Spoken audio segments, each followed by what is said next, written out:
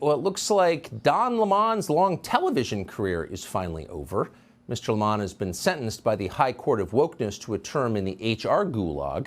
He'll undergo a procedure called sensitivity training, which is always the first step to being disappeared, or in his case, to doing late-night infomercials on BET. Say goodbye to Don Lemon. His colleagues at CNN are adamant they don't want him back ever on moral grounds. So that's it. And we'll admit to feeling some sadness at this news. The prospect of cable without Don Lemon isn't quite as bright as we'd imagined. As the tide of dullness and uniformity sweeps over American culture, as everything becomes the Apple Store, there was a certain joy in watching his unpredictable low IQ zaniness. Let's say you were a conventional news anchor working for a conventional news-based news network, and a Malaysian air flight disappeared over the Pacific. You would immediately think, hijacking or mechanical failure. Not Don Lemon. Only he had the childlike creativity to imagine the plane had been swallowed by a black hole, in case you've forgotten that legendary moment. What if it was hijacking or terrorism or mechanical failure or pilot error? But what if it was something fully that we don't really understand? A lot of people have been asking about that, about black holes and on and on and on. They're also referencing the Twilight Zone, which has a very similar plot. That's what people are saying. I know it's preposterous, but is it preposterous, you think? Is it preposterous? Mock that clip if you will, but there was a kind of demented genius on display there, and we appreciated it. Now it's over. But the story of Don Lemon is more than about one man's dead career. It is, in fact, a fascinating tale that illustrates the growing darkness of American liberalism, something that affects all of us. Whatever else he was, Don Lemon was no ideologue. He'd never met a fixed belief. Don Lemon was a careerist. He was a man who rose in television by parroting the instructions of his bosses, who received their instructions from the Democratic Party. And in that way, Don Lemon is the perfect measure of how the nation is changing and where it's going. During the Obama years, when we were all told the country might finally move past our divisive racial history, Don Lemon reflected the current trend. At one point, he even attempted one of those authentic conversations about race we were always being encouraged to have. Here it is.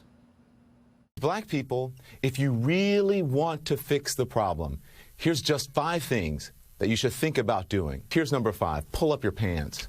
Some people, a lot of them black, gave me flack for saying that recently on the Wendy Williams show. I hosted a special on the N-word, suggesting that black people stop using it, and that entertainers stop deluding yourselves or themselves and others that you're somehow taking the word back. Now number 3, respect where you live.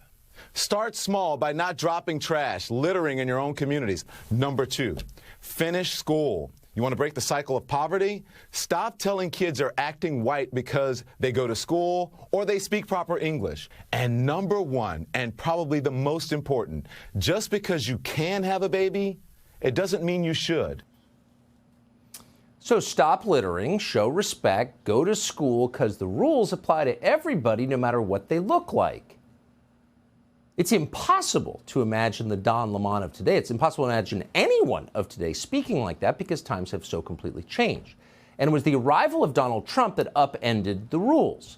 During the Trump era, Don Lemon's bosses instructed him to shift gears radically and attack middle-class white Americans as the problem because middle-class white Americans were Donald Trump's electoral base. That was the point of that. So Don Lemon dutifully did. Watch. I think you're letting him off easy. I don't believe that it's just because they think Joe Biden would be worse. I think it's because they like it. They like the racism. They like the misogyny.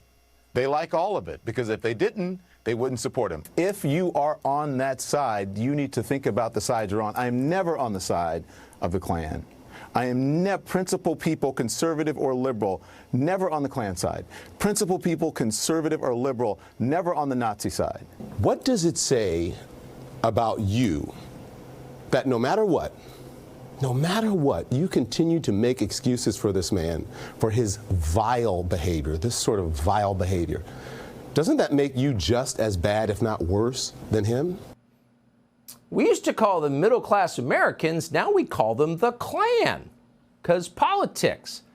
So Don Lemon instantly understood what everyone in the media now understands, which is that there's nothing you can't say about middle-class white Americans. They're the core of the Republican Party, so no slander is too extreme. There are no limits to how much you're allowed to hate them. Go crazy. Joe Biden himself just accused middle-class white America of wanting to kill black people merely for being black. They're murderers, explained the President of the United States. Pure terror to systematically undermine hard-fought civil rights. Innocent men, women, children hung by a noose from trees, bodies burned, drowned, castrated, lynched for simply being black. Nothing more.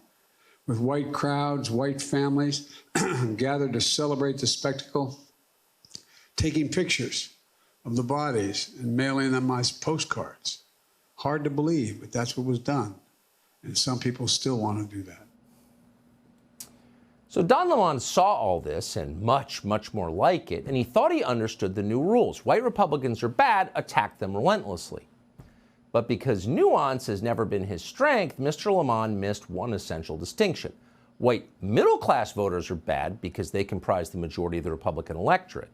But white elites are good. They're Nancy Pelosi. They're on our side.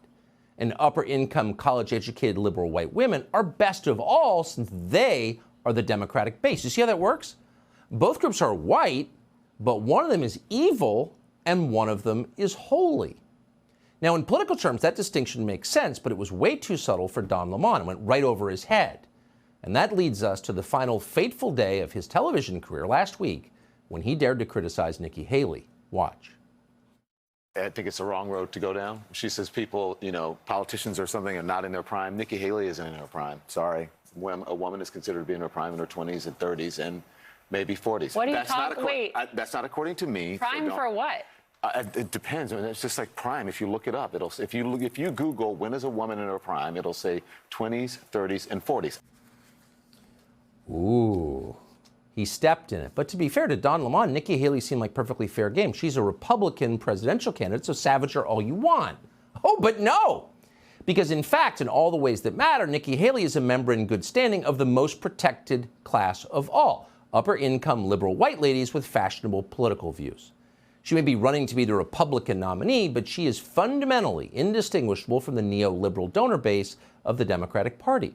Nikki Haley believes in collective racial guilt. She thinks Ukraine's borders are more important than our own, far more important. She believes identity politics is our future. Vote for me because I'm a woman, she says. That's her pitch. So Don Lemon should have caught this, but he missed it completely. He didn't get it, and so he stepped in his final bear trap. Don Lemon may be black, but that doesn't mean he's allowed to criticize Nikki Haley. Sorry. If it's a choice between a black man and a liberal white lady, the Democratic Party will drop the black guy every single time. Who makes up a bigger proportion of the American electorate? The Don Lemons or the Nikki Haleys? It's not a close call. Shut up, black guy. How dare you criticize girl power? Pretend that biology is real. You're fired. That's what happened to Don Lemon. So once again, the revolution eats one of its own. A faithful servant of the Democratic Party is crushed by its remorseless gears. This is the unsentimental math of identity politics. Not all groups are created equal. Know your place, violate the rules of the hierarchy of the caste system, and you die. Nikki Haley understands that. Don Lemon doesn't. And now he's heading off to do infomercials. But the real question is, where does this leave the rest of us? Well, at a dead end, which is what identity politics is. It's the ultimate national cul-de-sac. Identity politics is a precise inversion of the American idea. Out of many, one. That becomes out of one, many. Result? Balkanization, atomization, racial strife, hatred, division, and craziness. In the end, Rwanda. No country can survive identity politics. We know that. We have to stop it. But how do we stop it?